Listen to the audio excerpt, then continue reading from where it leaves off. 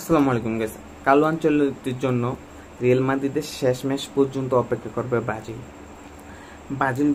Brazil কোচের দায়িত্ব নিতে ডেডলাইন আরও বাড়িয়েছে দেশটির ফুটবল কনফেডারেশন সিবিএফ। আইএসপিএনকে সূত্রগুলো বলেছে, লা লিগা শিরোপার দৌড় রিয়াল মাদ্রিদ ভাগ্য নির্ধারণ না হওয়া পর্যন্ত অপেক্ষায় থাকবে 5 বারের বিশ্ব চ্যাম্পিয়ন ব্রাজিলরা। লিগে 5 ম্যাচ হাতে রেখে শীর্ষে থাকা বার্সেলোনার চেয়ে 4 পয়েন্ট পিছনে মাদ্রিদ।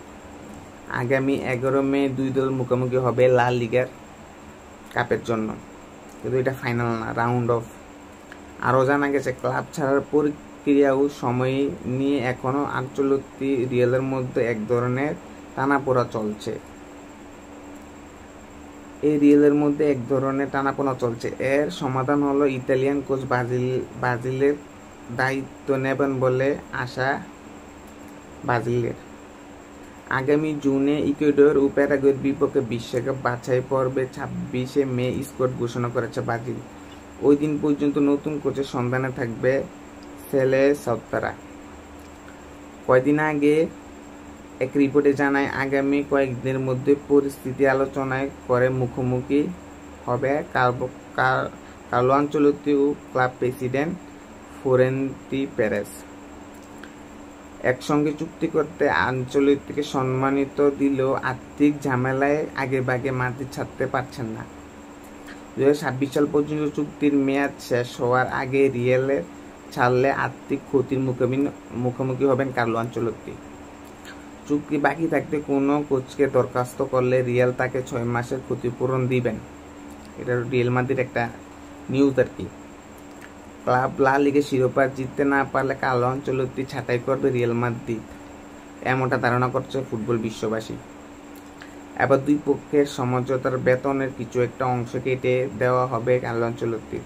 এই অবস্থায় অংশীবাদী হয়ে কার্লো আনচেলত্তির জন্য অপেক্ষায় আছে ব্রাজিল বাই 5 বারের বিশ্ব চ্যাম্পিয়ন ব্রাজিলের প্লেয়ার আর রিয়াল মাদ্রিদ প্লেয়ার। ক্লাব আর ইন্টারন্যাশনালের মধ্যে পার্থক্য হয়েছে তাদের দিমাগে। কাপ বেশি দেখেছেন তারা রিয়াল মাদ্রিদকে সাপোর্ট করে, রিয়াল মাদ্রিদ সাপোর্টাররা। তাহলে কাপ বেশি দেখে তারা মেসিকে সাপোর্ট করে না কেন?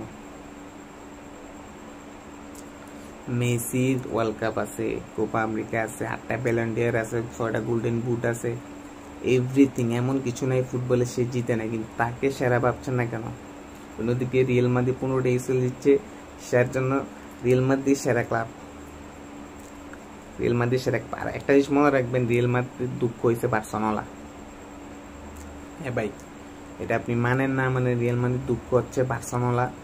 কারণ পুরো ইউরোপ, লা লিগা, কোপা ডেল স্প্যানিশ যত ক্লাব আছে সবগুলোর সাথে দাপিয়ে বেড়া, ইউরোপে যত ক্লাব আছে সবগুলোর সাথে দাপট দেখে বেড়া রিয়াল মাদ্রিদ।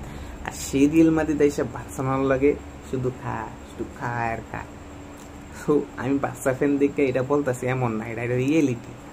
আপনারা যারা খেলা দেখেন তারা তো সবাই জানেন। এখন কত হয়েছে, কার্লো আনচেলত্তি ব্রাজিলে যাইব কি যাইব না, এটা হচ্ছে গুঞ্জন।